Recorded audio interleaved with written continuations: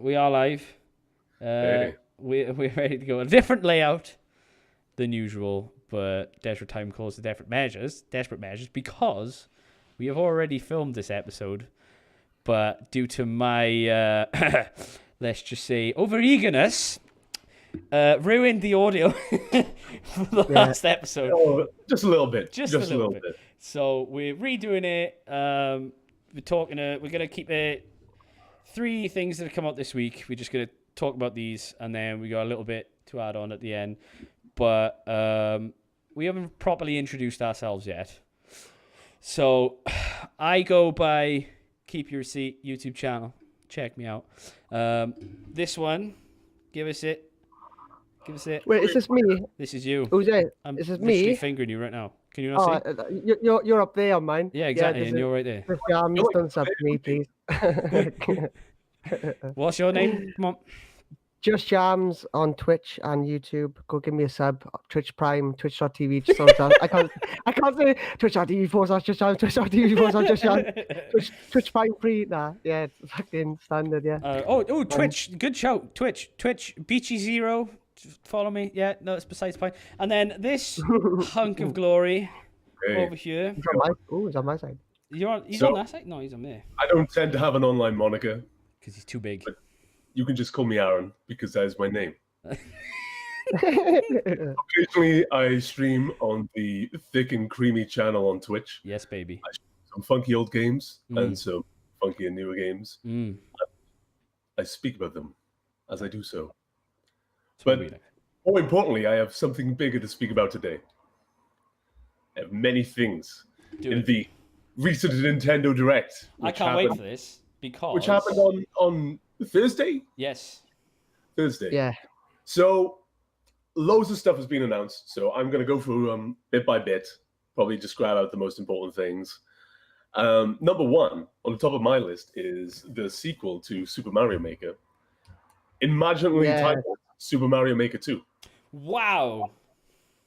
Yeah. Who would have thought? Who would have thought? Did you play Mario Maker? No, I actually watched Jamie play a shitload of it on Twitch. Oh, dude. It seems infuriating.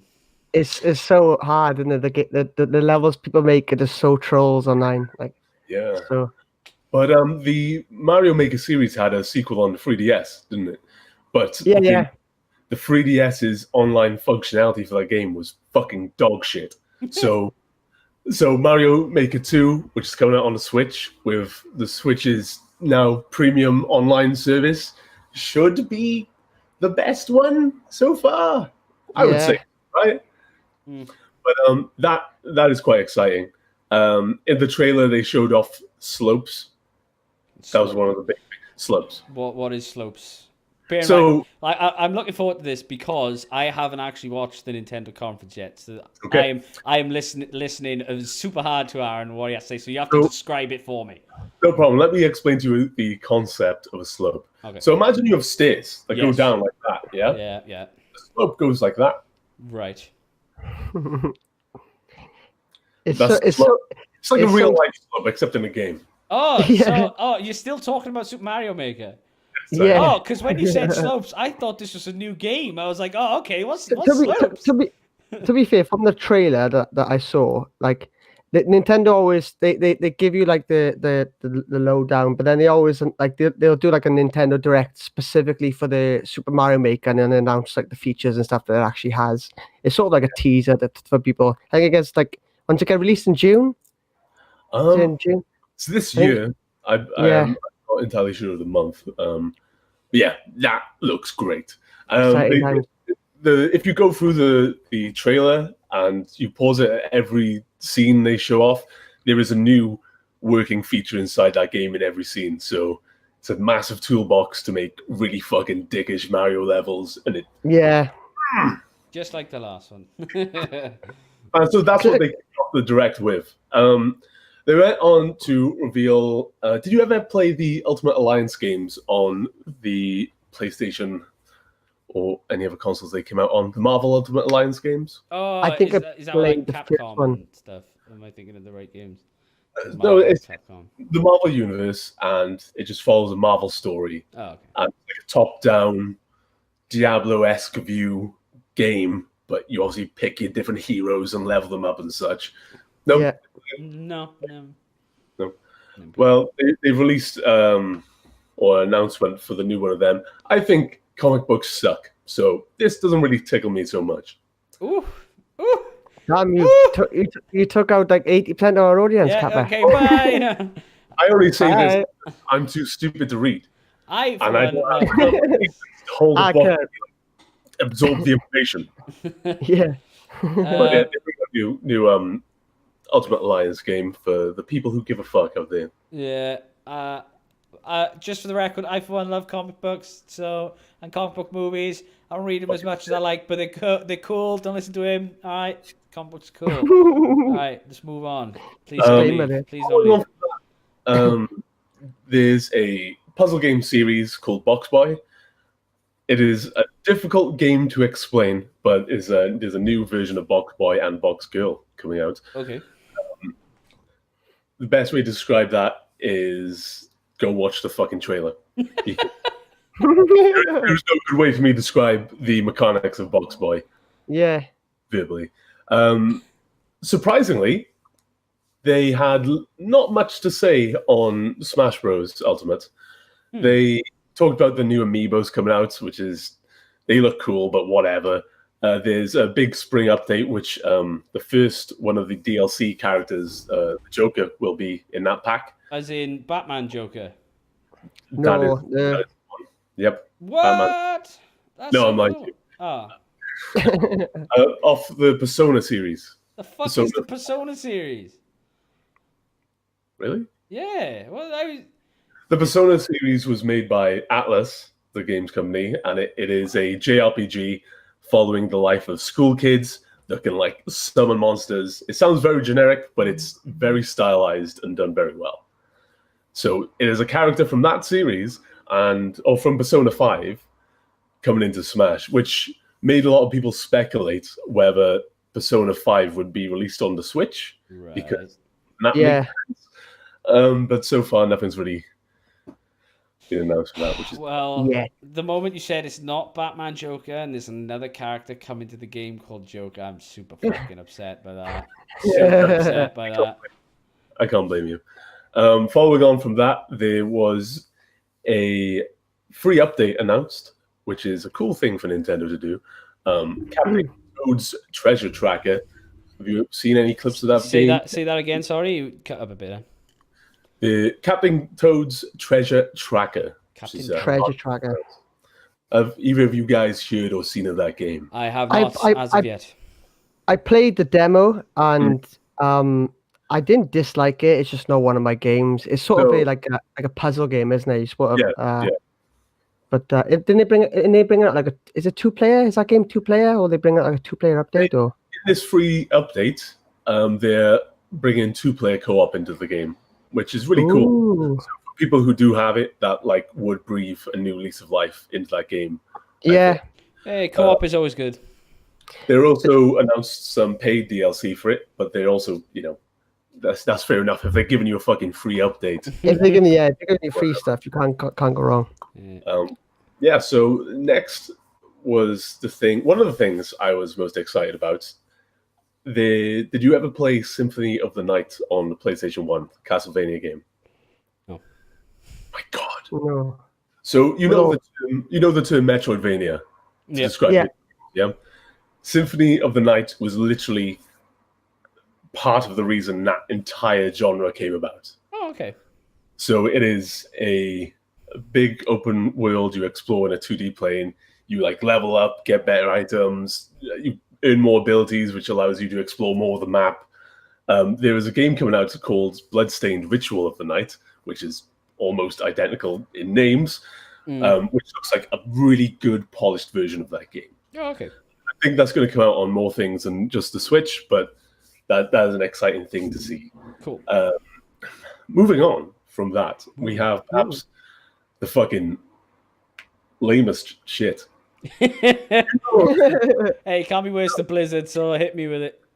So Disney have released and they're in shops and stuff. I don't know if I can pronounce the name correctly. Tsum Tsums, little like Beanie Baby toys. You know, Google this now. It's spelled. I'm looking at them now. TSUM. I don't know if I should Google it on mine because it's going to come up on the actual recording. Yeah, they look like sort of like 90s sort of I can't really explain what they look like. They're like weird Beanie Baby shaped Disney characters. Oh, so they're releasing a puzzle game based around these characters. So I mean, if you need your Tsum Tsum fix. Well, I'm not gonna lie. I'm not complaining so far that I didn't watch this fucking conference. I'm not complaining at all. I mean, Mario Maker. I mean, the Ritual Maker. I suppose. They also announced Dragon Quest Builders 2. The first one is similar to Minecraft. The world is made up of cubes, but it's set in the Dragon Quest universe. So you help the village expand. You have people move in. You defend it against monsters. But the thing it has over Minecraft is a story that goes along with it, so you can go and complete the game and such. Okay. So they're bringing out a sequel to that, which wasn't my thing, the first one, but a lot of people enjoyed it. Next on the list is the Starlink games, which were released for PS4, Xbox One, and Switch. Okay, I know these.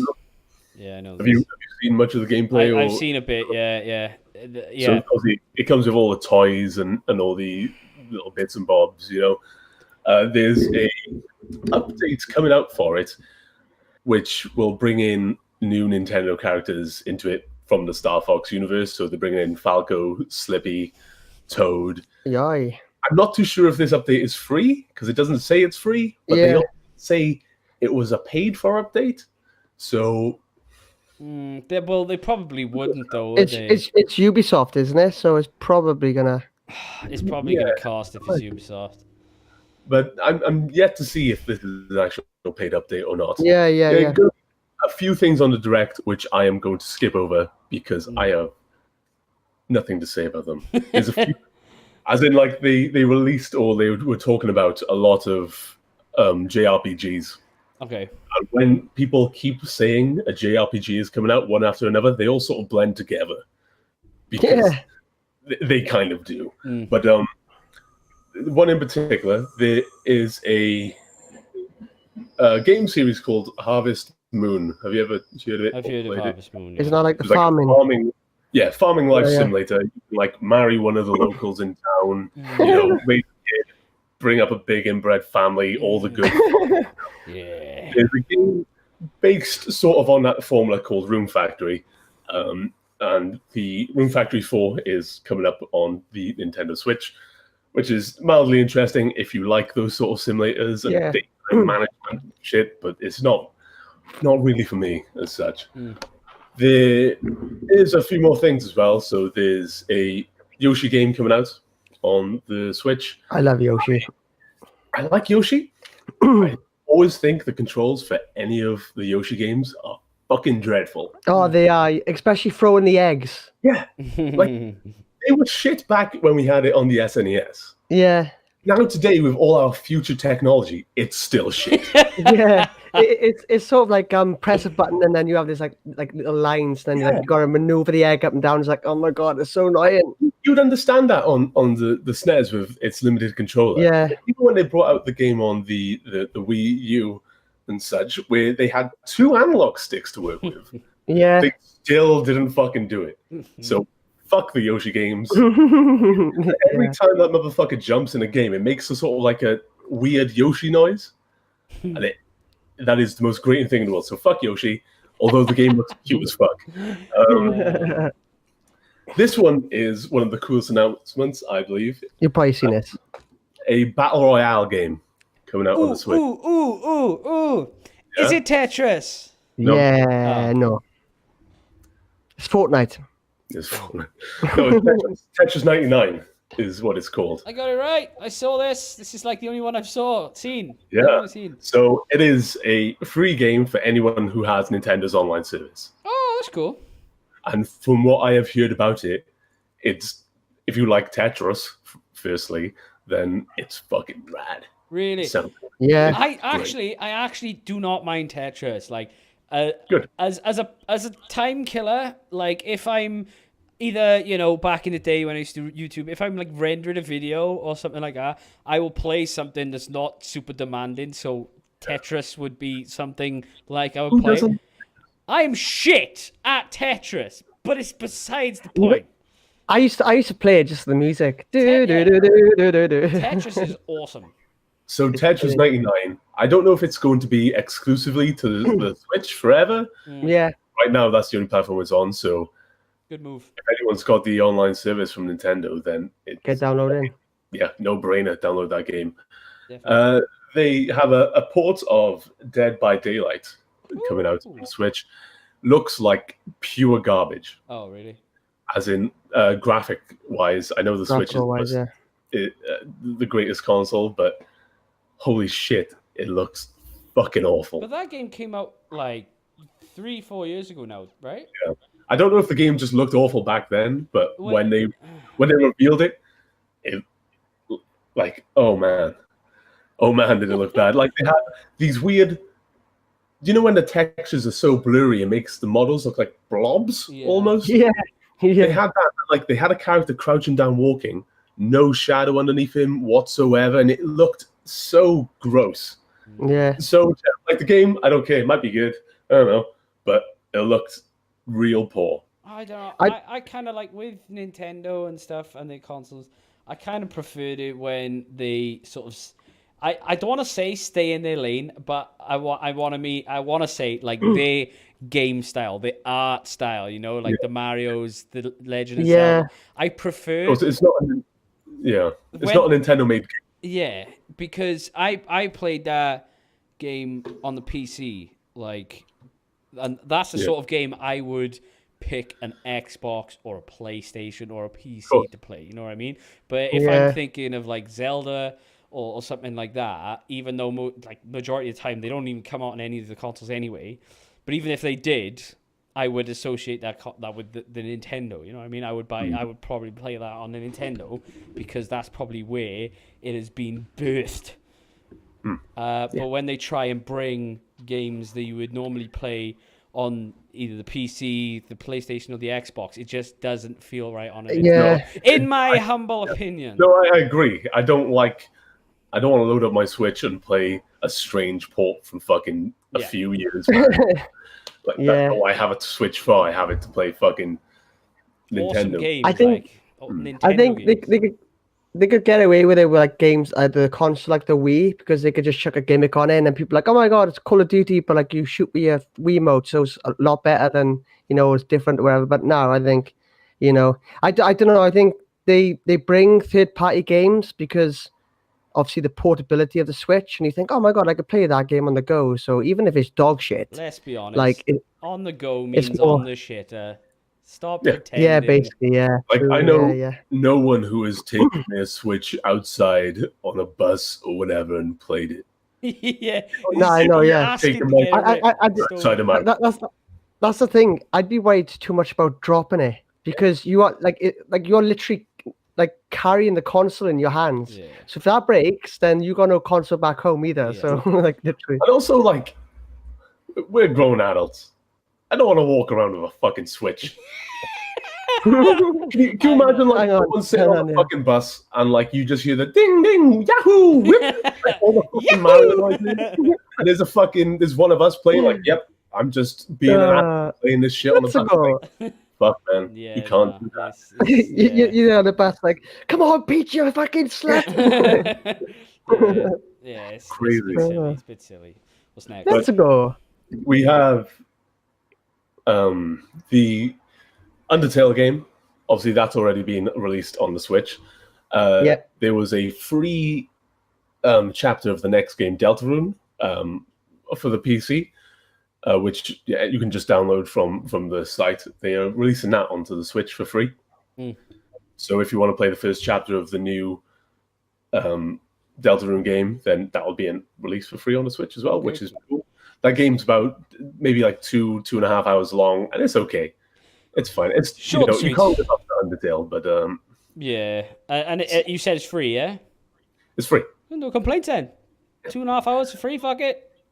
There's 2 more ports heading onto the Switch as well. The Grid series is coming onto the Switch. It looks good. Like they done a good job making it look like an actual video game as opposed to Dead by Daylight.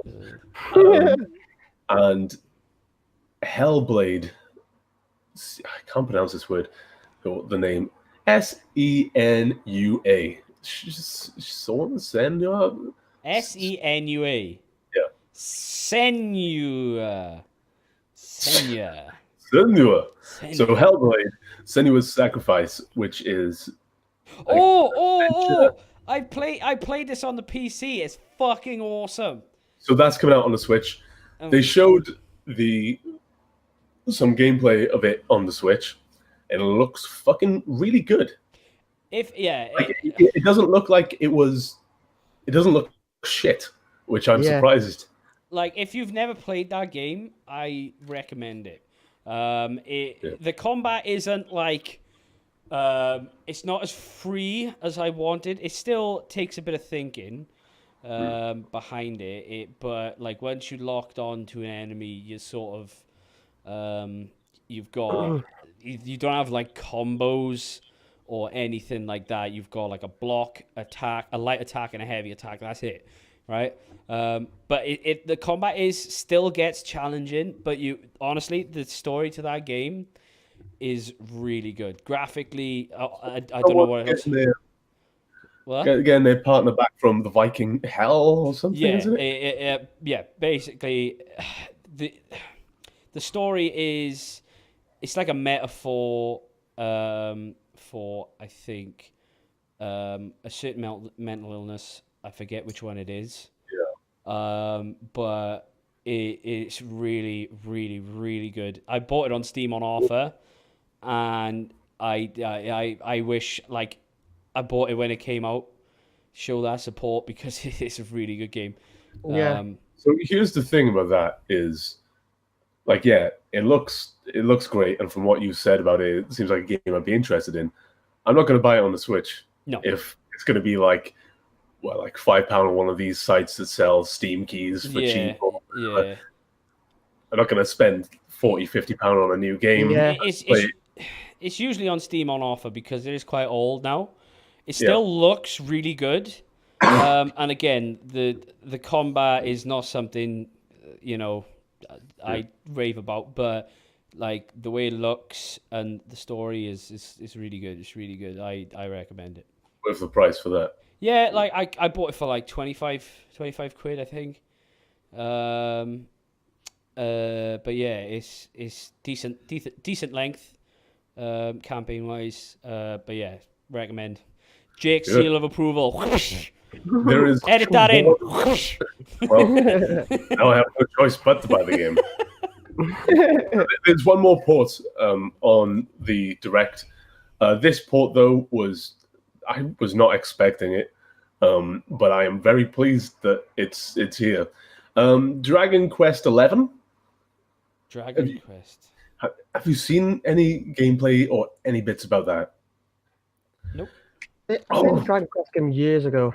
I can't remember which one it was though. Dragon Quest 11 came out on the PS4, Xbox One, and everything. I think it was last year. Yeah, last year.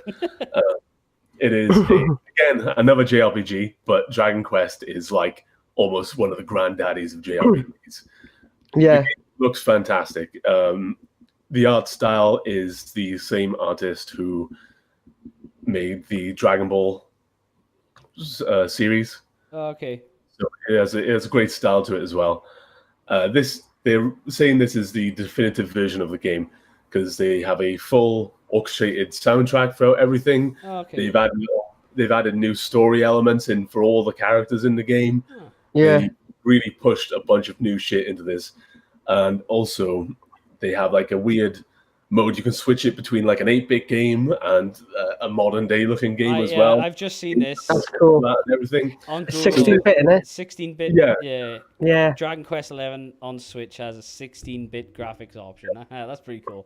That's so cool. it is the best version of the game. which is awesome because I really wanted to play this, and I'm okay to spend full asking price for this because they had great reviews on the other consoles that it came out on.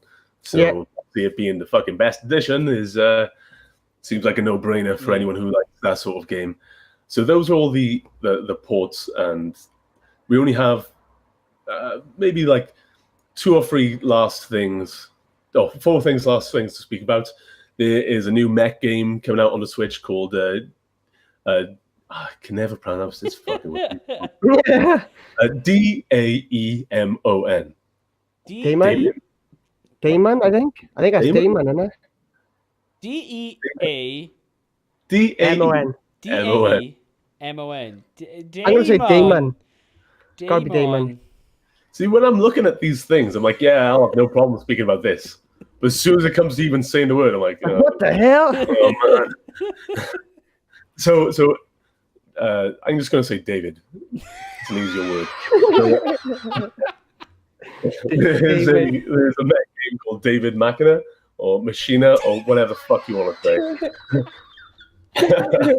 say. So they released a demo of that game. It looks like a cool mech game. It looks like you can upgrade all your bits and bobs on it, customize the character. It looks rad. Cool. It took me longer to pronounce that name than it did to see what the fuck it was.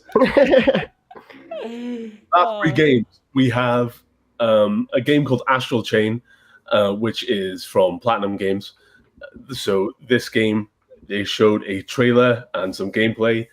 All I know is that you're a cop and you can ride a robotic dog. Oh, I saw that. Yeah, that looks really cool. That's awesome. I remember thinking like I was watching a conference. I was like, this game looks really cool, but I was like, I hope this isn't the final announcement because it was sort of an anticlimax because they sort of say, oh wait to the end to find out what else we're going to speak about, and then I thought that was the end.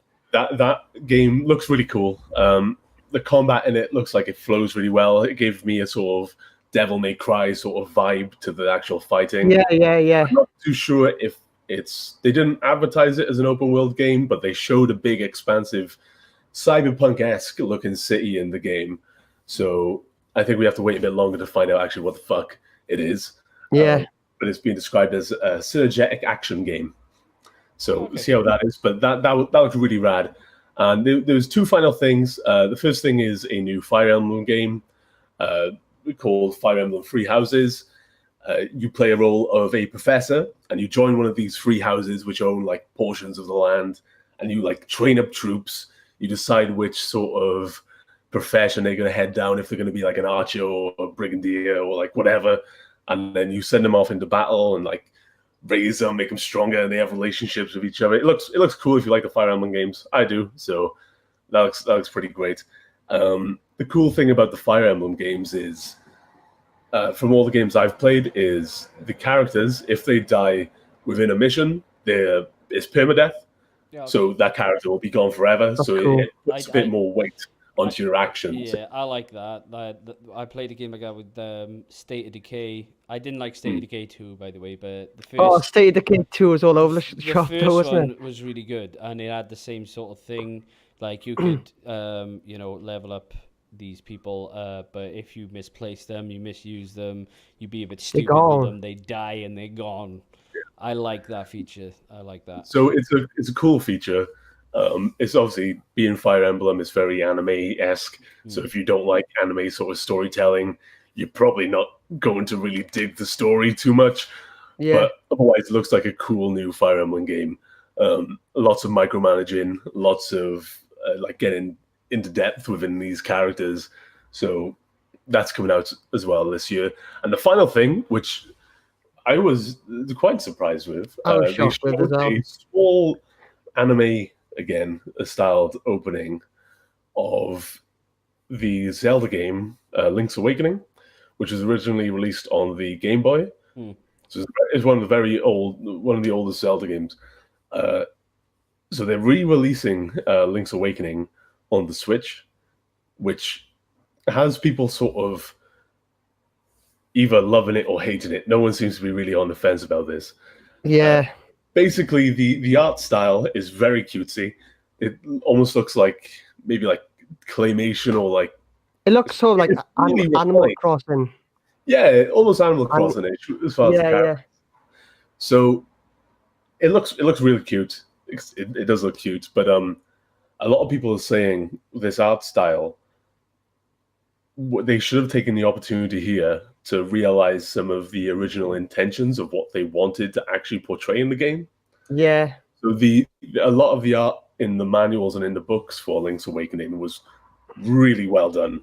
Like, go Google it because it looks fantastic. It's really well drawn, and people think it's a shame that they didn't, like I said, take the chance to make a more realized version of the game they originally wanted to create. Yeah.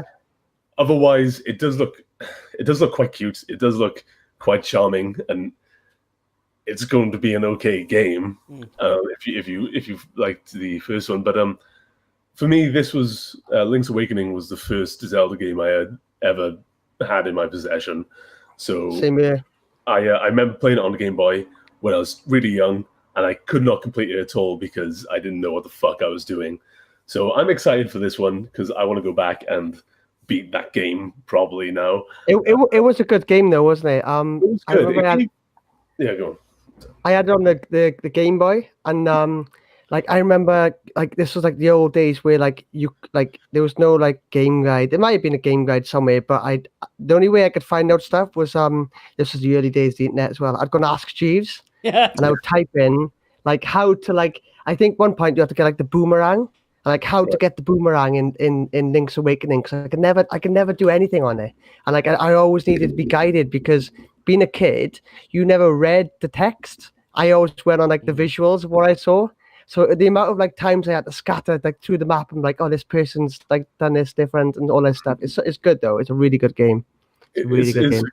It's a cool game, and even when it was released a few years later, they released Link's Awakening DX on the Game Boy Color, which is like an updated version of the game, obviously then in color as well. One thing I noticed, and you'll probably think this as well.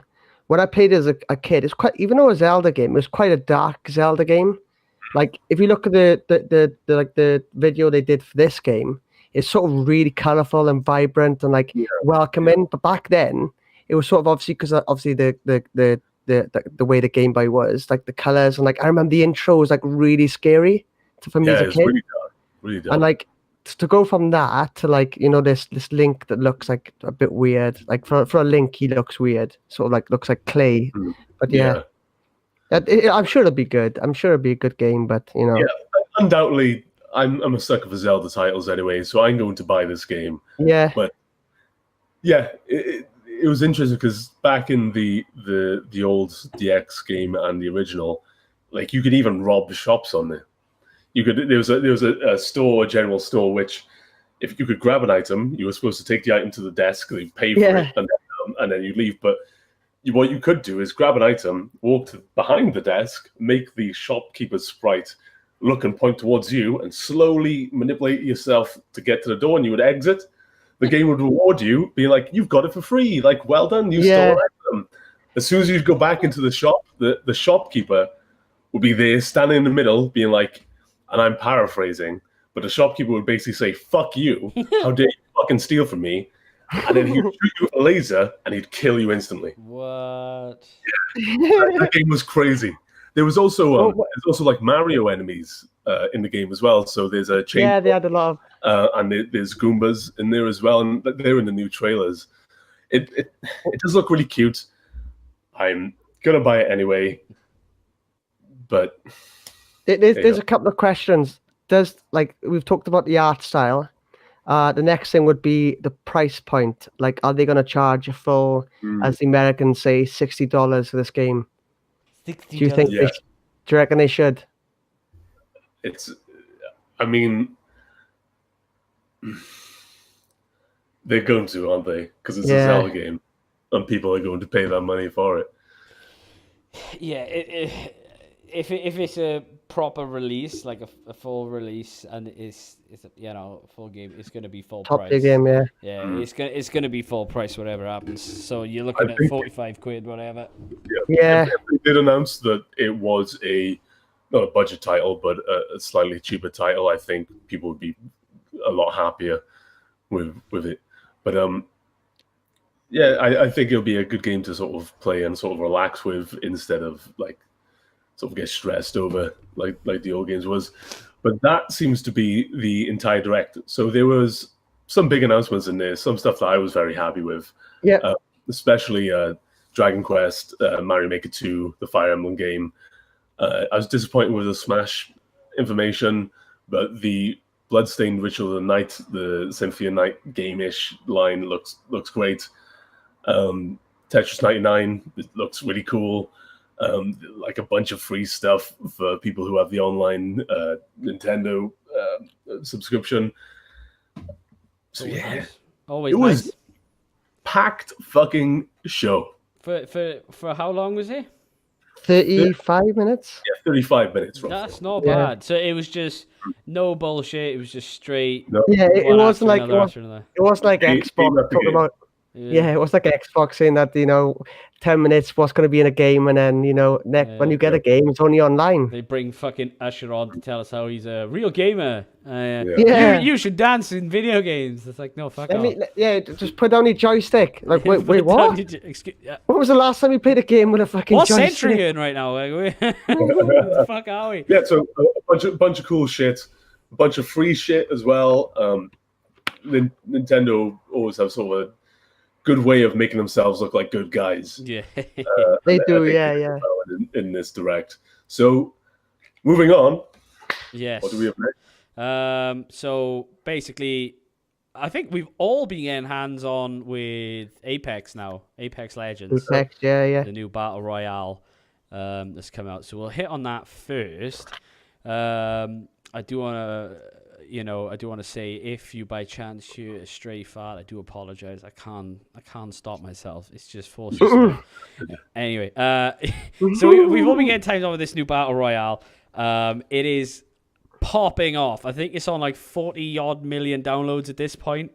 Like, Jesus. When we did the podcast on Wednesday, it was at like 25? 25, yeah. But now it's just growing and growing, and it's absolutely popping off at the moment. So we've all been getting hands-on with it.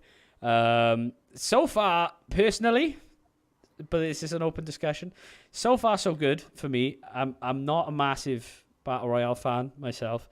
I didn't, when it comes to like Fortnite and stuff, I didn't like the building gimmick. Again, that is I'm not saying it's a very skill-based thing to do, being able to build as quickly as most of them do, but I just prefer mostly straight gunplay personally. And when it comes to skill, mano. Yeah, when it comes to skill-based stuff, I personally prefer movement, predicting of movements, and how well you aim the gun and stuff like that. That's my sort of personal thing. I'm a big Halo fan, just so you know. But did you know? Did you guess? I had no idea. You would have known if we had a podcast. Yeah, but gameplay wise, I thought it's smooth. Everything. Obviously, you get a couple bugs. It's still early days. But as the way the game plays, it's smooth. It's buttery. It's nice. It runs 60 frames per second, no problem. This is on the PC now. I don't know what it's like on. I think on the consoles, I think it's 30 FPS, which is to be okay, fair enough. Yeah, it's a good looking game, so I'm not entirely surprised by that. Even though it is just a one map, I thought maybe because the map isn't huge either. Nah, I thought. I think that's the thing. It's got like the foundation there. So whether you think it's a good game or not, like which I think the majority of people are thinking is a really good game, it's got the foundation to expand. It's got this whole lore behind it of the Titanfall universe. Yeah. It's got a lot of good things going for it. If anything, this is Titanfall actually still multi-platform, like because it was Xbox exclusive for a bit, wasn't it? Titanfall 1 was a timed Xbox exclusive. I don't think they bothered. I think if anything, this is going to send a rocket up Titanfall's ass. So, which it has. I think it's doubled or tripled the amount of players on Titanfall 2. Really? In the past week. Yep. Oh, that's awesome. I might jump on that. I'll check that out.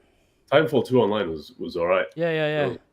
I think if it all depends on who handles this now. If Respawn are obviously doing really well, because obviously Overwatch had the good foundation as well, but then obviously as time went on, they kind of naffed it up and spent too much time releasing skins rather than actual maps, and and they'd have characters in beta for like 6 months, wherever. Like not actually, but it felt like that. Yeah, it doesn't seem like that. I think that's the thing with Overwatch. It doesn't seem to have a steady stream of new characters available, new heroes available.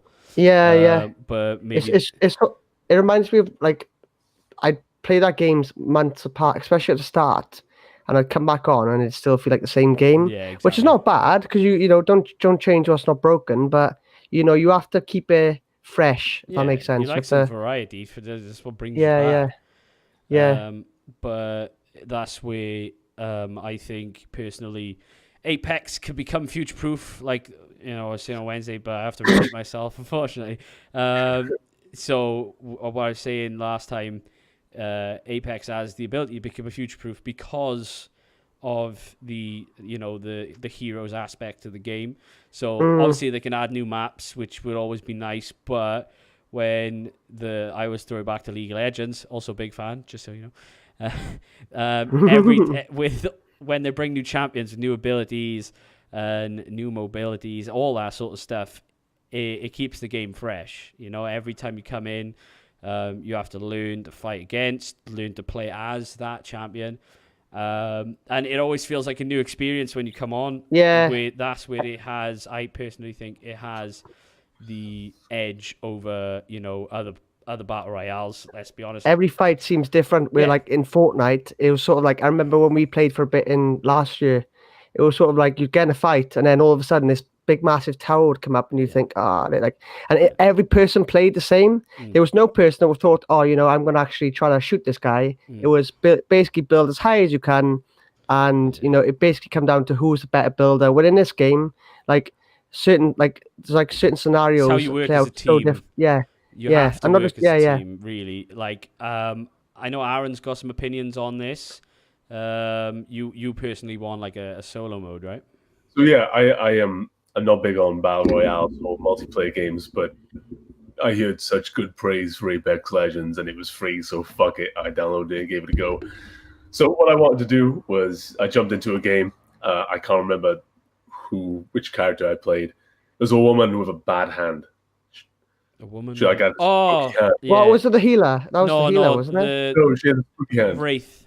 I think. That's the one. Wraith, yeah. So I joined the game, and also you get paired up with 3 other people. I was hoping when they saw me ignore where they were going, that they would go, "Oh, okay, he does not want to play." But instead, they were following me, and then I felt like I had, oh fuck, I just want to fuck around with this game, and now these people probably want to play to win. So then I felt like an added pressure. Yeah. So then we got into a firefight, and I was doing okay. And then these other guys were waiting for me to choose a way or what the fuck to do. So even though I had broken out from them, they somehow appointed me as their leader.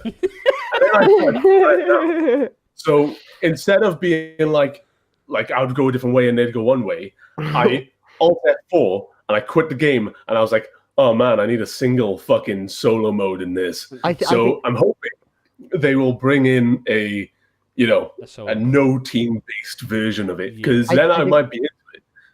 I think they've announced they're working on a solo mode, a doubles, and possibly more than 3 players. So I guess that's I guess it's standard, really, isn't it? And a ranked mode. Yeah, it works fine. Yeah. The shooting and everything, it all feels. I think solo mode would be very interesting, actually, because I actually, the PUBG solo mode, I can't remember if that was released on actual release date, but I remember playing it. I thought, that's going to be so boring on my own. But in fact, it's a totally different game because you don't have to worry about other teams, and when you kill that person, they are going to be down, and then there's sort of this rush to pick up their items and then watch your own back, because once you're dead, you're dead. Yeah. It's not like in some games where I'm dead, and all of a sudden you can get carried to the win, and then but on solo mode you're dead. It's so good. I also didn't know in the game I joined where I jumped away from my team. I was noticing everyone was jumping towards this one area, and I didn't realize they had like the ring where you had to be in. Yeah. So I spent like the first fucking 30 seconds of that game frantically trying to run and jump into them. I personally, I am enjoying the team aspect of it. I've played enough battle royales where you have to be on your own, and it's not that I don't like them. I do, but I'm enjoying this change. Like having to work, like, again, and I'm gonna mention League of Legends a lot. You're gonna have to fucking deal with it. But like in that game, you have no choice. You have to work with your team, or you lose. It's simple as that, right? So I came into this game quite willing to work with the team that was given to me, and to be honest, so far I'm really enjoying it. And you get the added bonus: if they die, they're still alive if you collect their thing, and they get to watch you kick ass on your own for a bit, and then you feel like a bit of a boss when you wipe a team, get their things, recall them, and then you're like walking around like a god. Like, I am your leader, follow me unto victory, and then you get sniped in the face, and then you're down, and they don't pick you up, and they run away. So this... Am I wrong in saying, with League of Legends, I don't know if you've heard of it, the heroes you can be in it, they switch which ones are available? And they do a free rotation. So if you're new to the game, every week they release like a bunch of champions for free. You can play for the entire week if you don't own them already. Again, you don't need to pay real money for them. You just keep playing, and the better you get, you just unlock them anyway. Like, I pretty much have them all anyway. But what was the question? I forgot. Well, so that was my follow up to that is, when you were saying that sort of keeps the game fresh. Yes. Do you reckon they'd do any sort of rotation for the heroes within Apex Legends if they brought in a big enough roster? Well, they could, because there are 2 champions on there now, unless you're directly paying. EA are locked. And I've been not grinding. I've played about maybe 8 hours, 7 hours on Apex so far. And I'm about halfway to unlocking like one of the 2. That doesn't seem too bad. So I don't know. I was kind of hoping maybe 10 hours would be enough to unlock, or maybe I'm just really bad. Yeah, maybe you're shit. Maybe. But I've won a couple of games, so I'm not. Have you won those games? Yeah, or have you... yeah. Like, you know, the team. I get a couple of kills as well. Come on now, right? Give some faith to the boy, right? But I don't know. I hope they do. Obviously, they got to be locked. Otherwise, you know, you lose the challenge of you know the better you play, the more points you get, and the quicker you unlock them. Yeah, so that's the challenge. I like that. As long as they don't make it too hard, where I'm like, fuck it, I'm just gonna whip out my card and pay for the fucker because I can't be asked to wait. That's when problems arise. Yeah, maybe they could bring, you know, the amount of time it takes for me to unlock a new character down a little bit. Not too much. Just, they probably won't, but if they could, that would be nice.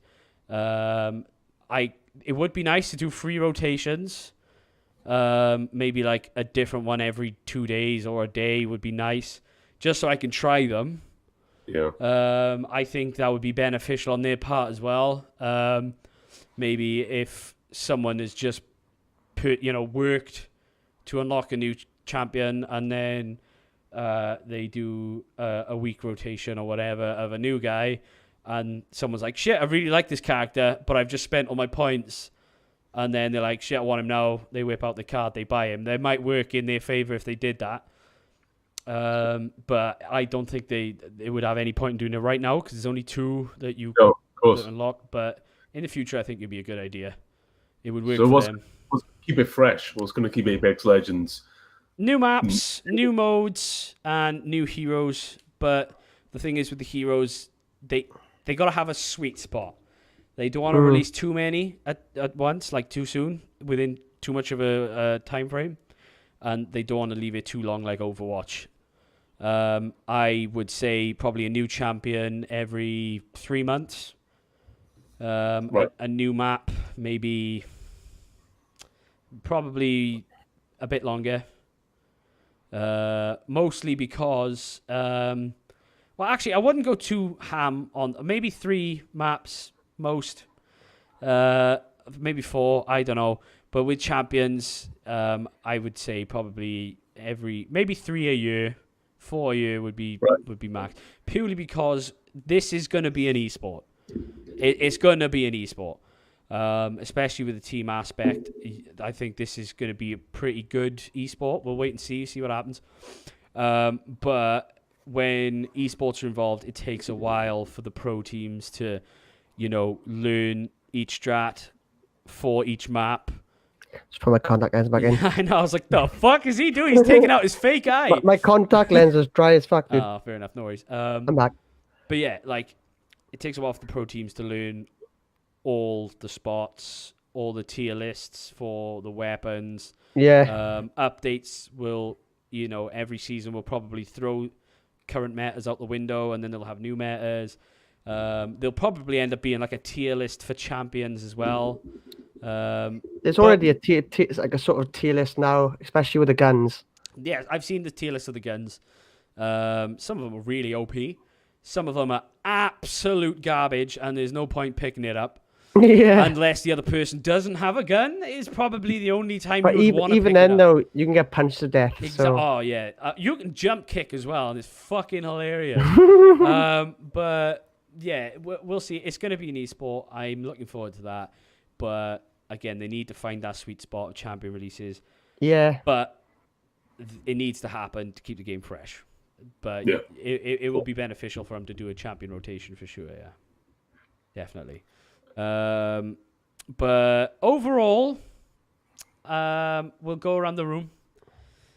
Out of your current playtime, Aaron, out of 10. Out of my half hour. This is your but this is your personal opinion, right? We're all gonna have different opinions on this. We all have different styles of games that we like. So, Aaron is I would say retro / linear gameplay legend. Would you agree with that? Yeah, sure, I'll agree with that. So when it comes to Apex Legends, I mean, like I said, excuse me, the shooting feels fine and it works. The movement feels fluid. The sliding works well, continuing your momentum down hills and such. Otherwise, right now, for me, it's just a first-person Fortnite with a new map. I like that. Obviously, a bit of a different art style. Not much has really changed, but I know I'm hopeful that when they bring in new modes that accommodate my sort of play style more, that I will probably give it a bit more time, as much time as I can give one map in a row again and again when there are other experiences gaming wise out there. I would give it a 6. Ooh, 5 out of 10. 5. It works. It's just not for me. That's fair. Go on in. Jamie, your overall thoughts and out of 10 as of your current playtime. Even though I absolutely fucking suck at it, and there's a massive learning curve as in like video games is concerned, there's like, well, especially these type of fucking battle royale games. I'd say maybe 8 out of 10. Ooh, okay. But the reason it's so high is just because, I guess it would have got like a 9 or something, but I've had problems with my internet and like the graphics optimization haven't been the best either, especially like older cards. It's not optimized fully yet. But what I've played, I've enjoyed. It's a free game. I've unlocked both characters from just playtime, and EA gave me a free character because I had the EA Access 99p offer. If you want to get our offer at UK Deals /EA Access 99p deal. Nah, but yeah, it's just fluid. Like the playing, like getting everyone back online. I think that's the main thing as well. Yeah, that was nice. Like, because it's been this period of like, no one's had any game to play, and like all the other. It's basically either play old games or don't play any game Jim, at all. there's always games to play. You just need to get back on League of Legends, buddy. Come back. I'd rather drink bleach. I'd rather drink bleach. You've seen my LOL skill, dude. I just fucking meme with Twisted Fate. It takes time, baby. It takes time. Yeah, 6 years too long. Yeah, what was your out of 10, sorry? 8 out of 10. 8 out of 10, okay. Okay. Yeah, so overall, I think it's clean, it's smooth. Again, it hasn't been optimized on PC yet, so I can't play it in the graphics option. I should be able to play it, but that's not a big deal. In the graphics option, I currently got now 60 frames per second, no problems. There's a couple of bugs which need to be ironed out. They'll get to that. Movement, again, is nice. The sliding downhill, get it, there's no wall running. Lack of jetpacks, sucks a bit. But yeah, overall, I'm enjoying it. I am having fun when I am playing the video game. So I am gonna give it an 8 out of 10. I would agree with Jamie. There's still a lot that needs to be done. Yeah. And I'll give it another year, right? Because these games last a while now. I'll give it another year. And then I will come back to it. Well, I say we will come back to it in a year's time. We'll play it as much as we want to. See how it updates, how it goes on, and see if our opinions change in a year's time. So February 17th, roughly, 2020. Jesus Christ, 2020. We'll see. But yeah, any final thoughts on that? Anyone? No? Nope. No. All right. It's good, yeah. Good. The last thing we got to talk about is Terry Crews Simulator. The Crackdown 3 is finally upon us. How many years? Well, it was 10? It was supposed to be 20? It was supposed to be a day one release. Am I wrong by saying that? Yeah, it was supposed to be the first year of the console. No, it was supposed to be day one, and then it was the first year. And then I looked at the trailer yesterday. It was like, November 2017. I was like, you lying bastards. You fucking lying bastards. Basically, it's been delayed for about 5 years, yeah? Yeah. So, me and... No, longer than that. Well, the Xbox came out, well, it'll be 6 years ago in November. Yes. So it'd be about 5 years. Because didn't they originally first, like, tease it on the Xbox 360, and then, like, the launch title... It was a launch title for the Xbox One. Yeah, it was meant to be a launch title for the Xbox One. I'm pretty confident on that. I might be wrong. But it's been delayed. Let's just say 5 years for argument's sake, right? Mm-hmm. So you haven't played it yet, have you, Aaron? I have had an experience with it. You've had an experience with it. I've dabbled within the Crackdown 3 game. Okay. Yeah. So I've been playing a couple of hours of it. I'm pretty sure, Jamie, you've been playing it a little bit too. I played an hour because of the internet problems, but I've sort of, yeah. Okay. I've played about 4 or 5 hours now. So I will admit I went into this game furious, raging. I came in with this jaded view. Thank you, Rory, for that. I was looking for that word.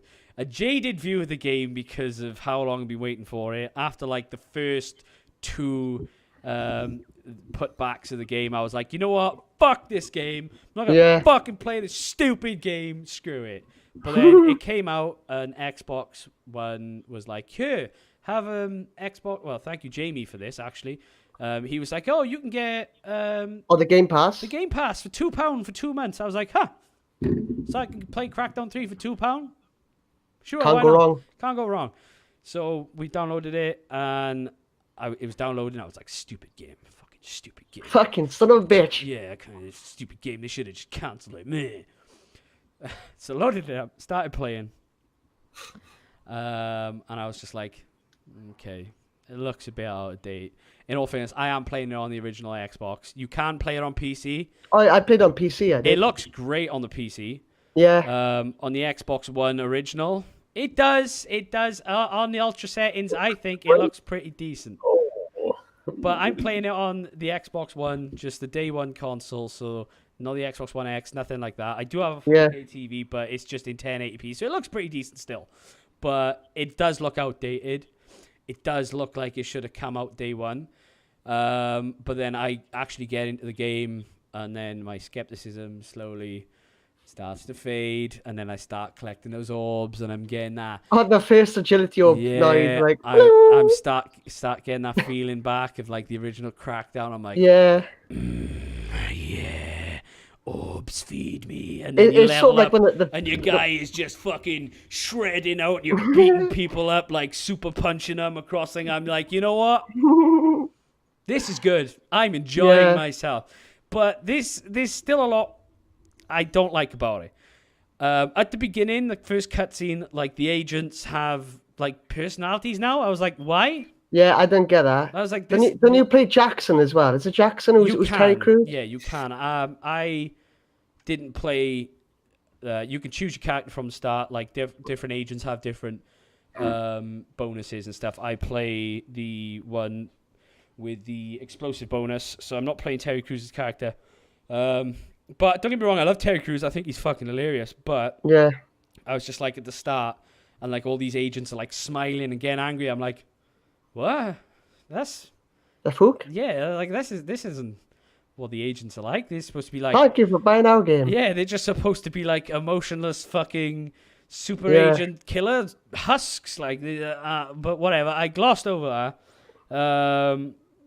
But again, it doesn't look great, but it plays fine. I was hoping for a few more mobility options. I was hoping it would just some extra added stuff, but it's still a Crackdown game. It is nothing overly I think that's the thing. I think a lot of the people raging about this game forget why they fell in love with Crackdown at the start. It's like, how old is Crackdown? When did that game come out? 2007. This game feels about as dated as the first or second Crackdown game. But it doesn't feel like new. I would give you that. It doesn't. No. But it is a new game. It is a new game. Yeah. But it seems like a remaster. Besides the point, right? It's a new map, new game, new story. Even though I'm not massive fan of the story. You don't give a fuck about the story. I don't care about the story, man. Crackdown's always been defeat these bosses, level up your guy. The guy goes like, look, beat this guy up. I'm like, fuck it, no problem. I'm on my way. What's he done to me? He's a terrorist. Fuck the car, I can run faster. I'm like, fucking down the fucking motorway like no problem. I love it. That's what it's about. But it's sort of like a Saints Row-y thing. It's silly. Saints Row 4 is a better Crackdown 3 than Crackdown 3. Well, you say that. You say that. I am thoroughly enjoying Crackdown 3 right now. It is brilliant. I mean, you can enjoy it, but this game should not have come out now. No, it shouldn't have. It shouldn't have. I agree. To be fair, though, a lot of people are on about the graphics, and my only thing was, the graphic could be better, but surely didn't people fall in love with that game because of the art style? Like, if you change the art style too much, then it's not going to look like Crackdown. Like, if you fell in love with that art style back in 2007. Yeah. It's 2019. But you can't. The Crackdown game has had no solid evolution. Even like in gameplay or in the way the game is structured. Adding Terry Crews to something does make it better. Yeah. But I think this game is 5 years too late. Yes. It should have come out when the Xbox One had come out, when it had some hype. Yeah. When people would have been happy just to play Crackdown again. Yeah. But it is going to get so much hate now because we have moved on from games. Crackdown could be a fun concept because collecting the orbs and upgrading is you always get a sense of pleasure and sense of like happiness when your guy levels up in some certain way. But like I said, this is too late. Damn, I'm looking at the user reviews now. because there was a lot of things that, oh yeah, this game shows the big difference in user reviews and critic reviews. And to be fair though, the people I noticed that there's like a thing here, like the people that pattern there's people that vote like 0, 1 out of 10, and then there's people that are voting like 8, 9, 10 out of 10s. There's no in between.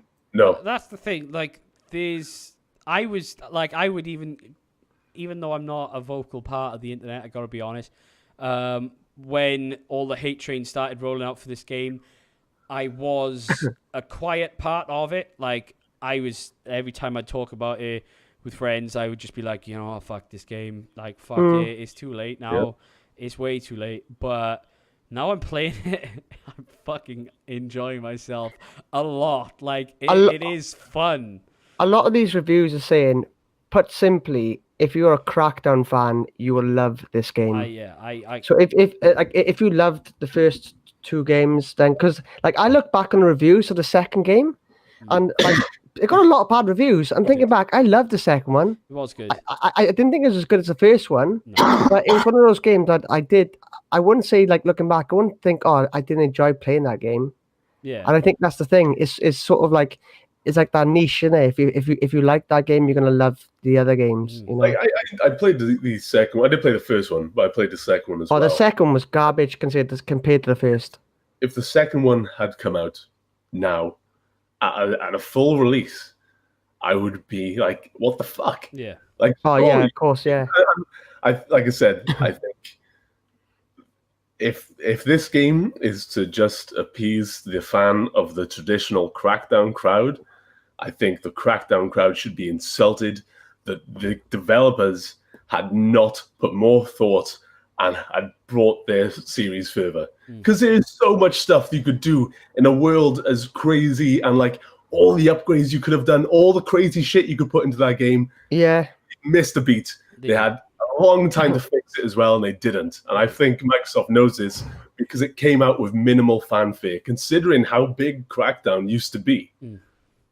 Yeah, I think it's a shame. The one thing I'm gutted about, there was a lot of, whenever they would do like an E3 conference, they would always go on about that cloud wrecking cloud destruction. Yeah. So I was expecting that in the single player campaign. Like, when I downloaded it, I was just like, I can't wait to just fucking topple some building on some people, some innocent pedestrians, and it's not in the campaign. You have to. I was thinking, all right.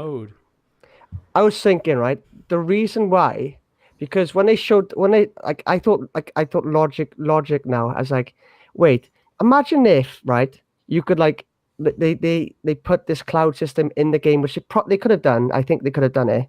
I think the reason why they removed it, because this game is all about going around killing bosses, and if you're able to take out a single building, you're able to take out that boss easy as fuck without even going inside that building. Yeah, but so I'm thinking they could have got around that by just being like, at the time, like, oh, this boss has reinforced his tower, you're gonna have to go in and destroy him from the inside. Yeah, true. Yeah, they could have got around that. But this is Microsoft you're talking about, dude. Yeah, I know, but like, I do agree with Aaron that they could have done more. They should have done more. I think they bit off way more than they could chew.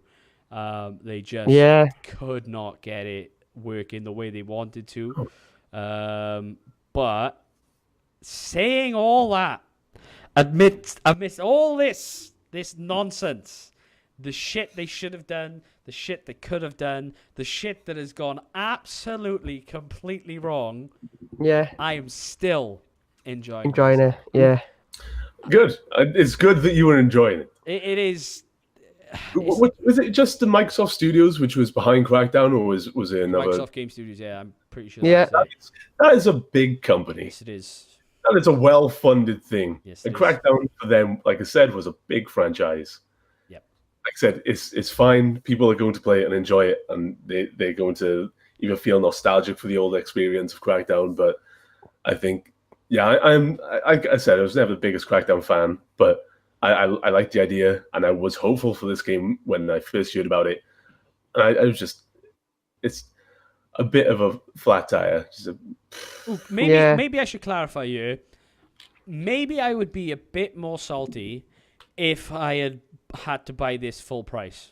Oh, I would not. Yeah, that's 100%. I would not buy this game full price. The fact that I have only paid £2 to play it, and I would probably only pay £2 to play it, because after these 2 months are up, unless something new comes out that I'm interested in, I will probably be cancelling my subscription to Game Pass. If I was paying full price for it, then I would probably I would be like, why the fuck isn't this Cloud Destruction not in the full game? Yeah. Like, why have I not got multiplayer on release? You know, wait, with a Game Pass, like I don't know if isn't it 2 separate games as well? Like the campaign's a game and then the multiplayer's a game. Multiplayer's out yet. I'm not sure. I haven't seen it. I might be wrong. But the campaign is... I thought that was just me, see. I thought... It might be. I didn't see the multiplayer. But the campaign, it's literally on the Game Pass. It's like Crackdown 3 brackets campaign. Oh, no, it is out. It's called Crackdown 3 Wrecking Zone. And I will be installing that right now. What, is that the multiplayer? Yes, that's the multiplayer. Huh. I'll have to try that. You should install that on PC actually, then just jump on it together. Yeah, I will download that on PC. Well, the last time I tried, it's only download. I keep fucking. It's only 4 gigabytes. Oh, sorry, I let off that. The last time I tried to download a game off Game Pass on the PC, I had the infinite download bug, and I downloaded. Oh, that was Forza, wasn't it? Forza Horizon 4. I had to download, bearing in mind it was like 60 odd gig. I had to download it 3 times, and look at me, it still didn't download 3 times. So 5 times. I will try it because it will save me having to buy Xbox Live, which will save me another $5. But I'll see. I'll come back to that next week. We'll talk about Wrecking Zone next week. See if it's worth it. See if it adds anything to the game. But I am gutted. But then again, they probably couldn't add it to the campaign if it's cloud, right? Unless you're online. No, they could because they did it with Forza, didn't they? Because they had the whole cloud thing with Forza. The whole you're playing against someone that they've like somehow done this algorithm with the cloud, and they drive similar to how you. When in reality, he was like, "I'm gonna crash into when we're Forza, like I'm gonna crash into you for no reason at all. Fuck you." I tell you what, James, you're fucking driver but honestly, I could have murdered you for That's how I play, though, dude. I tell you, I would have murdered you in your sleep. The way I play Forza, right? I put damage on like medium or low, right? And then I just basically fucking side smash everyone on the first line, on the first corner. Yeah. Because I know the way the computer works in that game, like the higher the difficulty, if you don't get past them on the first couple of corners, you may as well fucking give up. Yeah. Because there's no chance. Yeah. Like no matter how good of a driver you are, they'll always be that little bit faster. And I was like, honestly, it was always you as well. It was always always me. But honestly.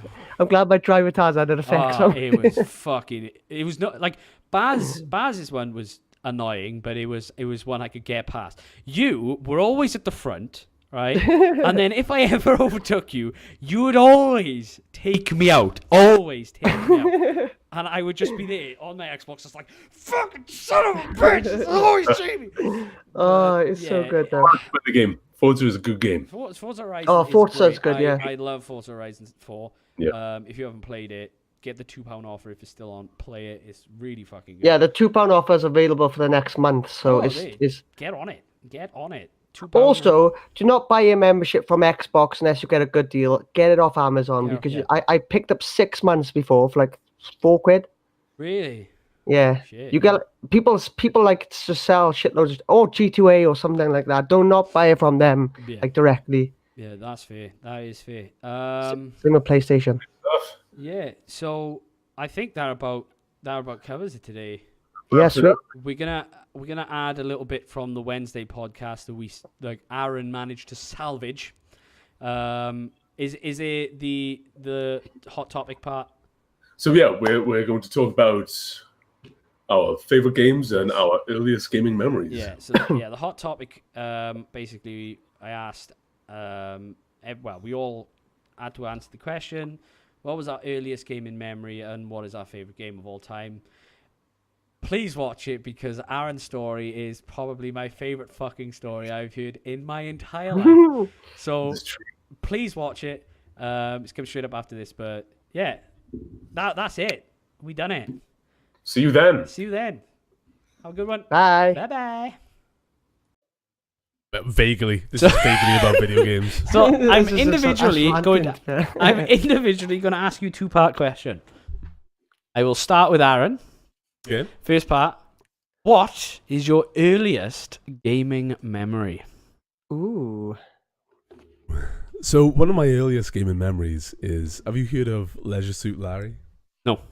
So Leisure Suit Larry was an old point-and-click game. Yes. Where you play a guy named Larry in a leisurely suit, and your goal was to try and fuck a girl. Wow. So at this time, I was quite young. I was maybe like 5 or 6-ish, and I knew it was installed on this family computer we had. But to play the game, first of all, you would need to answer some tough general knowledge questions because it's trying to prove your age. Okay. So I remember Clever. I kept loading up the game again and again until I finally had a question I knew. So, but with the questions I didn't, I used to go to like even my brother or my dad and be like, I'll ask you this random question. And they thought I was just being like coy, asking just a question, being like a cute young kid. But really, I was trying to get their knowledge so they would let their son or brother play a porn game. That's awesome. But then I got into the porn game. That is the most difficult thing in the world because the point and click, and Leisure Suit Larry, for anyone who knows, is more of a comedy game. Yes. And fucking dreadful at it. That is my earliest That's memories. awesome. I love that story. I love that story. Right, the second part of the question. Right. What is your favorite game of all time? Oh, he's broken. I broke him. He's broken. I'm going to be boring and give something that might be expected, but Wind Waker. Oh, okay. Legend of Zelda Wind Waker. Nice. Yeah, I can see the poster. Yeah. Nice. Oh, shit. Yeah. The reason... Why am I looking back? the reason... No, I looked back. Oh, I'm fucking stupid. The Wind Waker was... I got it when it first came out on the GameCube, so I was getting quite young. And I remember having time off school because I was unwell. So I really wanted Wind Waker. So me and my mother and father went to Asda, where I bought it from, and it was like a day or two before it was released. Okay. And I remember speaking to my mum or my dad speaking to the woman who worked behind like the electronics counter there. Right. And they allowed me to get the game 2 days early. Oh, shit. And for me at the time, that was like the most exciting thing that ever happened because I remember seeing gameplay and stuff on it. There's an old TV channel called TNT, which used to have gameplay videos and stuff. Do you remember that? I remember that. Yeah. So I saw the game on there and I was fucking mesmerized by it. And I remember taking it home and I had a few days off school. So whilst everyone else was in school, I was all comfy in my room playing Wind Waker. So it's super nostalgic as well, which is one of the reasons for it. But that, that'll have to take my favorite top spot game of all time. I like So that good. a lot. Right, and James, what is your earliest gaming memory? It'd have to be to do with either just the Sega. I'll name two short stories. The Sega Mega Drive, just playing Sonic, on the old massive chunk ass TVs, or my earliest one. I say it wasn't my earliest, but my fondest gaming memory would be the Super Mario 64 trying to find the 120th star. Now this star was a bastard because I had checked through all the menu screens. I'd got every star on each level. I'd got each like 100 coins, each 8 red coins. There was no basically place that pointed me towards where the hell this star was. Like I had all the secret stars in the castle. I was like, where is this last star? What do I need to do? So like it took me months and months and months. And there's the slide level on Mario 64 for anyone that hasn't played it. And you go down this slide and basically at the end there's a star. But to get this final star, you need to beat the slide level within like 18 or 19 seconds, wherever. And I did it, and I was like, it unlocked the star. I was like, what the hell? And then you can finally get on top of the castle, and you see Yoshi there, and he gives you 100 lives. That was sort of like an anticlimax. But yeah, that's like one of my. It was unnecessary at that point, really, wasn't it? Yeah, yeah. Done. But it was that journey of like just taking months and months and months of just like, just finding this last star, and then yeah, so good. What's your Finally getting it. game of all time then? Oh, well, we've already said Wind Waker. But don't worry if it's already been said, but it's going to be your personal favourite. This is for anyone who might be I'd say following us. Wind Waker's a close second. My favourite of all time is gotta be Banjo-Kazooie. Yes. Banjo-Kazooie is a great game. Because, the amount of times I played and beat that game. Like I got fond memories. Like me and my sister used to play. Like we did have the whole staying home from. I remember when Banjo Tooie came out. We had the whole staying home from school and just beating the game and stuff. And it was just so fun because I know, like even now I know that game from like top to tail. And like even like months or years after playing, I'll just jump back in. I'm like, oh, this is where this is, and I'm like, it's just so good. The level design, like just, if you haven't played, just play it. It's so good. You could pick it up for cheap or like download an emulator or a ROM or whatever. Or it is also on Xbox Game Pass. Yeah, it's all, yeah. On Game Pass. It is. The remastered one. Is remastered? No, it's not remastered. It's just on Xbox now. Yeah, I remember graphics. You could go back and obviously go through the levels again in Banjo-Kazooie. Yes. Yeah. But the one bit I always wanted to replay, but you couldn't when you completed it, was the board game at the end. Yes. Oh, That big segment. Do it all again, baby. Yeah, like once you do board game, they won't let you back to that board unless game you again. find a way to get back to the old save. What was it called? Grunty's trivia or something, wasn't it? Grunty's. I can't remember the Grunty's Furnace Fun. What a good name. Love it. Yeah. This is another thing about Banjo-Kazooie though. Like the bad guy, the witch, like literally give me nightmares as a kid. Yeah, same. Like I had literal nightmares. Like one funny story, I woke up one night and I had a night, I couldn't remember what the nightmare was about, but I walked into my parents' room and like it was quite early. It must have been like 8, 9 o'clock, and like it felt so late. Yeah. And I walked in there, they wasn't there. Like they watching TV downstairs, and like I looked towards my mum's where she had her clothes and like the closet and stuff, and like I saw the witch, and I basically I was like. I run downstairs, I cried, I was like, oh my God, You had like a night terror, did you? What's that, dude? You had like a night terror. Oh yeah, literally, dude. But it's just so funny how we related back to a character in a video game, you know? Yeah, I had a night terror a long time ago from Tom Mazzetti from GTA Vice City. Is that his second name? I forget his name. Basically, me and my brother used to sleep at bunk bed, now bottom bunk. And late, like middle of the night, you young shouldn't have been playing Vice City at this point, but I did. Don't matter. But I woke up and I'm paralyzed. I had sleep paralysis. Oh no! That's the worst. And then my fucking door opens. It walks in, Tom Mazzetti, whatever it is, and he climbs over me, puts his hands either side of me, looks into my eyes. Oh my God! You remember Goosebumps? Right. At the very beginning, with the dog's eyes changed to those demons, it did that, and then all I remember is this vibrating in my head. I was like, woo, in my head, I couldn't move. I'm like, trying to scream, couldn't scream, and then I wait a couple of seconds, open my eyes, and he's walking out the room, and then turns around and sees me, I'm back open, and he starts walking towards me again. So I just close my eyes and I'm just like, I'm going. Eventually it ended. I can move again. Terrifying. It was awful. And it was video game related, so fuck you. I mean, it's kind of. With Banjo-Kazooie, go back to that. Yeah. The best bit was when you quit the game and Gruntilda ends up to make her look pretty again. Yeah. Gruntilda's fit as fuck.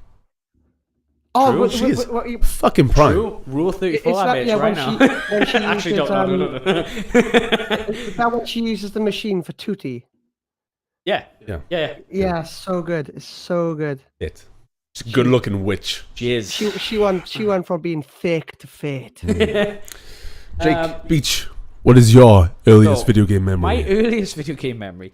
My mom and dad have this workshop, right? My dad owns his own little business. It's not a big business. It's literally him and my mother.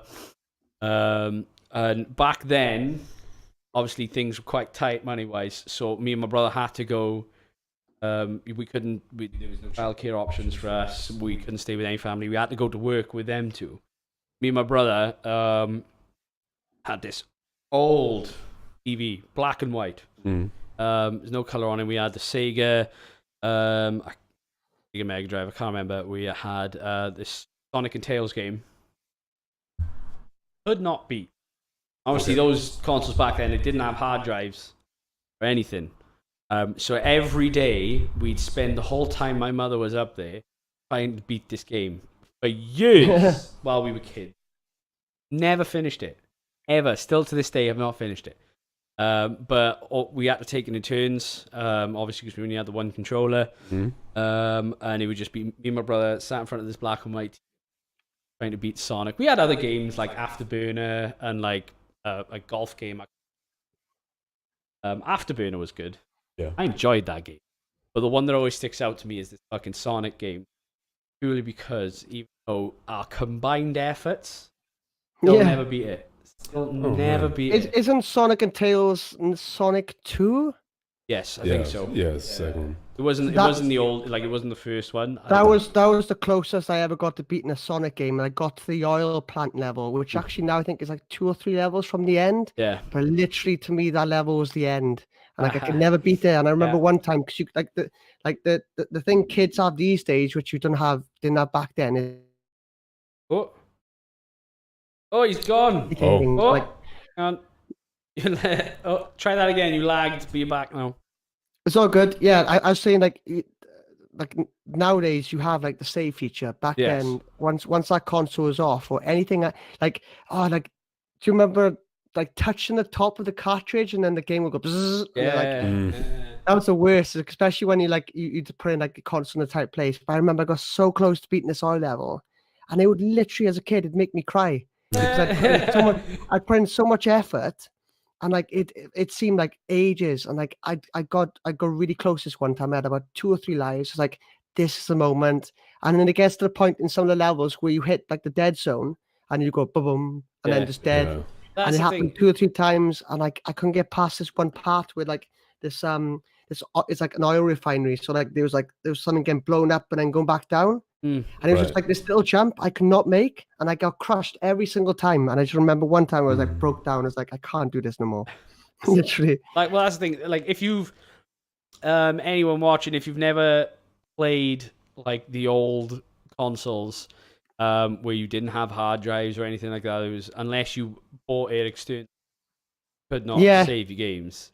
So depends on the cartridge. Depends. But back when I had the Sega, couldn't save a game. Could not save a game.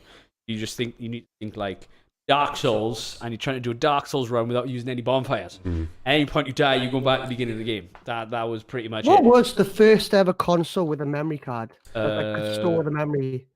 Well, the NES had games which you could store it on the cart itself.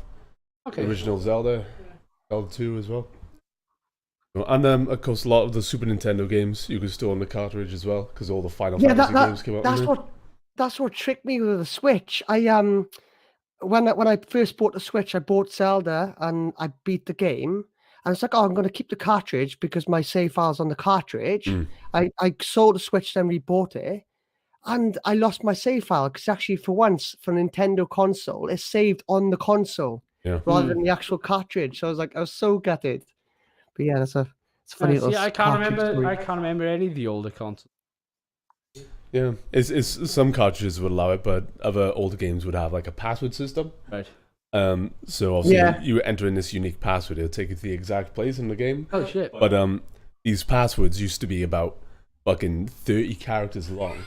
And imagine when you're on like an NES or something, you have to just go individually left and right, selecting upper and lowercase symbols, numbers. It used to be crazy. You should remember this, Beck. The first earliest password I remember would be the Crash Bandicoot one. But obviously these sort of these passwords are sort of universal, so you can essentially get a cheat book and then just get to a certain point in the game with certain items, and you know. Yeah. It was good What times. about your favorite game? So and I swear to fuck, if you say What I think you're gonna say. What do you think I'm gonna say? What do you think? I think I know 2 games which should be. Yeah. No, it's definitely not League of Legends. No. Definitely not League of Legends. Well, one of them. I bet Jamie knows what 2 games I'm gonna decide. As long as it's not League. Okay, Not League. that's fine. Oh, Jamie, I bet you know. This is good friendship. I can name about 10 good games that you love. I'm very when it comes to my favorite games, I'm very vocal about it whenever the conversation arises. But go on, give me the top 2. Go on, I bet you know. Top 2? Yeah. Bet you know. Ooh. Bet you know. Go on. I want the top. I thought I'd say Banjo-Kazooie would be one of them. Yep. What's the other one? But then I'm also thinking now, would Halo make in your top 2? Yes, but which one though? Which one? Be between 1 or 2. I'd say for you, you'd say probably number 2. Oh, look at that! Wait. So yeah, it's exactly that. So obviously I got to choose between one or the other, and it would have to be Banjo-Kazooie for me as well. Really? Yeah. Okay. Don't get me wrong, I played the shit out of Halo 2. Me and my brother used to like split screen all the time. Memories of Halo 2 and Halo 1. SMGs. Yeah. Obviously Halo 1 as well, but in terms of game story and gameplay wise, Halo 2 was better. But Banjo-Kazooie, I didn't even own the game. I borrowed it from my cousins. And for the longest time I refused to give it. They live maybe a minute walk away from me. And they'd come around and it's like, oh, you done with Banjo-Kazooie? And they'd be like, no, I'm still not done with it yet. No, I was. No. It was such an imaginative game. As a kid as well, my mind would just love every second of playing that game. Just the new areas, just the gameplay and the story and all the fact that everything rhymes. When the people are speaking, it's just the best game. I'm gutted I didn't play it as a child. Oh man, it's so good. The biggest thing I love about Banjo-Kazooie, and like this is like because it's been one of my favorite games. I researched a lot. Like I'll be there sometimes, and do you know when you go on like them YouTube sprees, like I'll watch some gameplay footage. Yeah, it's one of those games. Even to this day, I am constantly finding new stuff out about it. Yeah, like I know the game from top to toe. But there's so much like the whole like swap and stop feature, which they basically tried to manipulate the RAM storage in the N64. So you take the cartridge out of the N64, put the next game in, and you would literally have stuff that they would read from this first game and say, oh, you unlock this in the second game. Never worked, it worked, but what's that? Never worked, or did it? It did work, but the problem was the amount of seconds that you needed to like in actual like emulation it worked, but the amount of seconds you'd need to like take the cartridge out, it was like 0. whatever. So like in theory it worked, it could be done. Yeah. But you know when you're a kid or whatever, you're not going to be like, oh my god, in 0.45 seconds you're going to take the cartridge out, it's going to put the next one in, read in, all that stuff. It was so like ahead of his time. It was. And, like, They really took their time with that game, with all the secrets and just the amount that was in that game at that time was in so good. Yeah, but now we got Nuts and Bolts, that successor to the Banjo games, the better game, right? Why did you have to bring that up? Yeah, it's the better game. Why did you have to bring that up? Memes aside, Nuts and Bolts isn't a bad game, but is it a Banjo-Kazooie game? No. Was it a good homage to the actual like original Banjo-Kazooie games? It was a downright insult. Yeah, it was like, yeah. It wasn't. That was one of those standard Xbox games where you're gonna be like, oh, we've delayed this. We're gonna sell this to something else, and then they release it, and it's like, we've got a license to a game people used to love. Let's make a game and then slap the skins from that fucking IP on it. Yeah, that's a good idea, isn't it?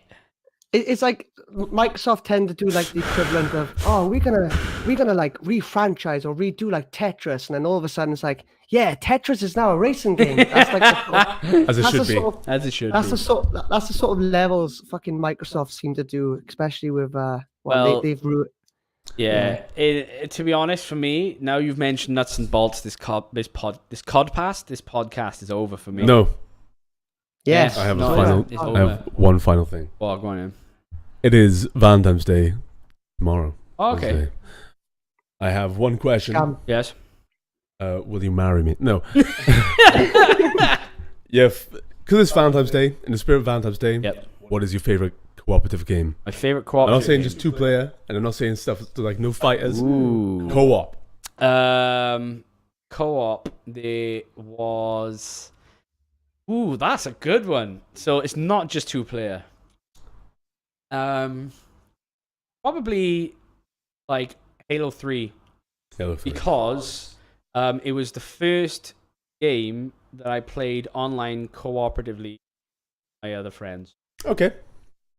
That was fun. I think it was actually Jamie, Baz, and Elliot. Yeah. Jimmy, Sure, yeah. what is your favorite co-op game of all time? Oh, I couldn't list a favorite because there's so many cooperative games. I'd say one of them. You have to. It has to be You the want best. Davis one? I'd say the online era, like it would be Halo 3. If you go in single player, I'd say like cooperative or multiplayer. Cooperative. The cooperative doesn't have to be multiplayer, just split screen as well, offline. I don't know, But it has we to be could more go, than like, one. We could go like Sonic 2 or something, because I used to play that a lot with my sister. We'd have like the because the screens would separate like that, wouldn't they? Yeah. We'd have like, and it was so good. Yeah, so good. I like that. What was yours? My favorite cooperative game might surprise you. Okay. Have a guess. Probably nothing, knowing you. Nothing. You just don't want Fuck it, nothing. Don't want to cooperate. My favorite cooperative game is Halo 1. Ooh. Again, maybe nostalgia-ish, because when I had the Xbox when I was a kid at Christmas, me and my dad used to go through the campaign again and again.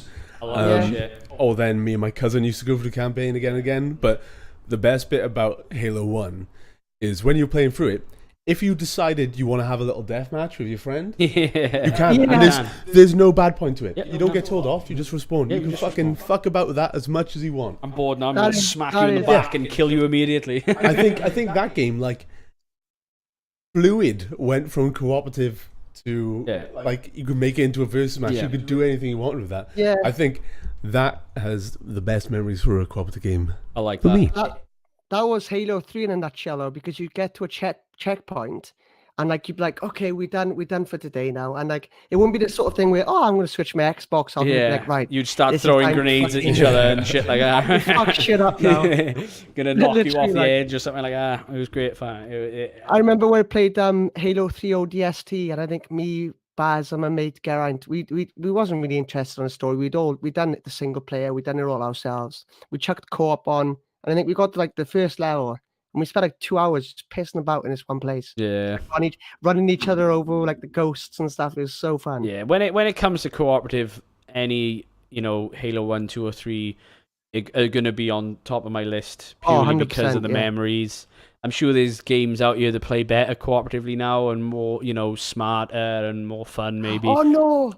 Ooh. I got the game. Too late. Your answer has been scribed into stone. I was gonna say quickly Mario Kart Double Dash. Like that Yeah, game was so That was fun. fun. That was fun. Like just playing through the levels on there is so fun. Too late. Anyway, No! Too it doesn't late. matter because you know why? Why? Video games suck. Video games suck. Video games are terrible.